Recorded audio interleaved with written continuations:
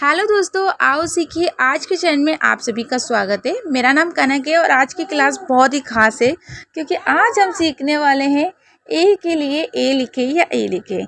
अक्सर हमें कंफ्यूजन रहता है कि ए कब लिखना है और ई कब लिखना है, लेकिन आज की वीडियो आपके सारे डाउट्स खत्म कर देगी। वो कैसे? देखिए, जब भी आपको ए लिखना हो तो आपको 2 रूल्स याद करने हैं। वो 2 रूल्स कौन कौन से हैं इस पूरी वीडियो में जान लेते हैं। अगर आप सिर्फ ये रूल्स देख के समझ रहे हैं कि ये याद करना है तो नहीं, कुछ खास है जो पूरी वीडियो में समझने पर ही आपको समझ में आएगा। तो चलिए जान लेते हैं। लेकिन अगर आपने चैनल को सब्सक्राइब नहीं किया है तो अभी कर लीजिए क्योंकि नेक्स्ट वीडियो इससे भी ज़्यादा धमाकेदार है। तो चलिए रूल्स जान लेते हैं कि ए कब लिखना है। मैंने बहुत सारी ऐसी वीडियोस बनाई है जिसमें मैंने बताया कि ए और ई कब लिखना है, लेकिन हमें ना कई तरीके से ऐसा लगता है कि कन्फ्यूज़न अब भी है। लेकिन ये रूल जानने के बाद 100% कोई भी कन्फ्यूज़न नहीं रहेगी। देखिए, सिंपल ट्रिक है। अगर ए के बाद बी होगा, डी होगा, जी होगा, एम होगा या टी होगा या फिर एन होगा, यानी कि इनमें से कोई एक होगा तो आपको ए लिखना है ए के लिए। अब आप कंफ्यूज बिल्कुल भी नहीं होंगे। जैसे बैग है तो क्या आ रहा है? जी आ रहा है, ठीक है। जैसे मैन है, क्या आ रहा है? एन आ रहा है।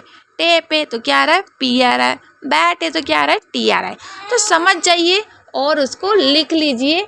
अगर आपने ये लिख लिया तो ज़िंदगी भर का डाउट ख़त्म हो चुका है। हाँ, थोड़ी बहुत वर्ड मीनिंग ऐसी हो सकती है जो इस रूल्स पे फॉलो ना करें, क्योंकि 100% इंग्लिश में कंफर्म नहीं हो सकते, क्योंकि इंग्लिश है भाई, इतने आसानी से कैसे कन्फ्यूज़न दूर होगी। लेकिन हाँ, 70% आप इससे डाउट को क्लियर कर सकते हैं, यानी कि 70% आपका डाउट क्लियर हो चुका है। सिर्फ 30% वर्ड मीनिंग हो सकती है, लेकिन आप अभी 30% पे मत सोचिए, 70% पे सोचिए, फिर आप 100% इंग्लिश लिखना सीख जाएंगे।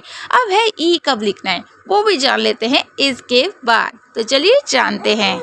एक चीज़ और बता दूं, अभी जो हमने देखा था ए वाला, उस पर मैंने थोड़ा सा लिखा था छोटी आवाज़। हम लोग कंफ्यूज होते हैं छोटी आवाज़ क्या होती है, ये शॉर्ट वोवल्स क्या आता है, या ये शॉर्ट साउंड क्या होता है। तो मैं आपको थोड़ा इसके बारे में समझा देती हूँ, उसके बाद ई के बारे में समझते हैं। देखिए, छोटी आवाज़ का मतलब होता है जल्दी बोलो, यानी कि जिस आवाज़ को बोलने में मुंह ज़्यादा ना खुले और आवाज़ जल्दी ख़त्म हो जाए उसे छोटी आवाज़ कहते हैं। यानी कि अगर छोटी आवाज़ है और उसके बाद वो सब है तो हमें क्या लिखना है? ए लिखना है।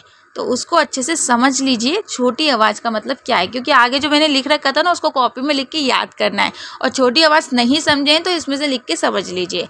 और खींच कर बोलो, कई बार बोलते हैं कि लंबी आवाज़, यानी कि लॉन्ग वोवल्स, उसका मतलब क्या है? जिस आवाज़ को बोलने में समय मुँह ज़्यादा खुले और आवाज़ लंबी चले, वो है लंबी आवाज़। याद रखने के लिए आप याद रखिए, जल्दी बोलो यानी कि छोटी आवाज़, खींचकर बोलो यानी कि लंबी आवाज़। अब चलिए आगे बढ़ते हैं। ई कैसे लिखना है, ये भी तो डाउट है ना, उसको ख़त्म कर लेते हैं। अब जान लेते हैं ई कब लिखे। अगर ई नहीं जाना तो पूरी वीडियो कैसे समझेंगे? जी हाँ, ई भी बहुत सिंपल है। BDGMNT के साथ अगर हल्की आवाज़ हो तो ई लिखना है। अब ये कहेंगे भाई हल्की आवाज़ क्या होता है, वो भी समझा दूँगी, बिल्कुल चिंता मत करिए, पर इसको याद रखिए। अभी आपने बोला होगा, मन में सोच रहे होंगे कि भाई पहले जी तो उसमें भी था और शायद एन भी उसमें था, तो हमें कैसे पता चलेगा? जी तो वो भी है, ये भी है। देखिए, हल्की आवाज़ आपको याद रखना है और उसमें छोटी आवाज़ याद रखना है। और ज़्यादा डाउट है तो एक आध जी को छोड़ के बाकी तो डाउट क्लियर हो रहे हैं ना भाई, उस पर फोकस करो।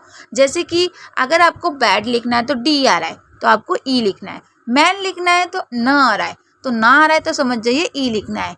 10 लिखना है तो ना आ रहा है, फिर ई लिखिए। बैग लिखना है तो ई लिखिए। पर बैग में थोड़ा सा डाउट हो सकता है क्योंकि हमने वहाँ पर भी ई लिखा था और यहाँ पर भी, वहाँ पर ए लिखा था और यहाँ पर ई, तो उसके लिए आपको हल्की आवाज़ और छोटी आवाज़ के बारे में समझना है।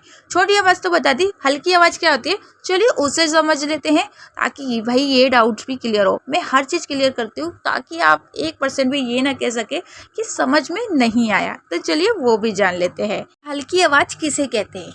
मैं नहीं चाहती कि आपके मन में कोई भी डाउट हो, तो हल्की आवाज़ जान लीजिए। ऐसी आवाज़ जो ज़्यादा ज़ोर से या लंबी ना बोली जाए, जल्दी ख़त्म हो जाए, उसे कहते हैं हल्की आवाज़। जैसे बैड, एकदम से बोला, ज़्यादा ज़ोर से भी नहीं बोला और ज़्यादा देर तक भी नहीं बोला और एकदम ख़त्म भी हो गया। जैसे मैन, 10, तो इनको कहते हैं हल्की आवाज़। छोटी आवाज़ क्या थी वो मैंने आपको बताया, उन दोनों को फोकस करिएगा, समझ में आ जाएगी।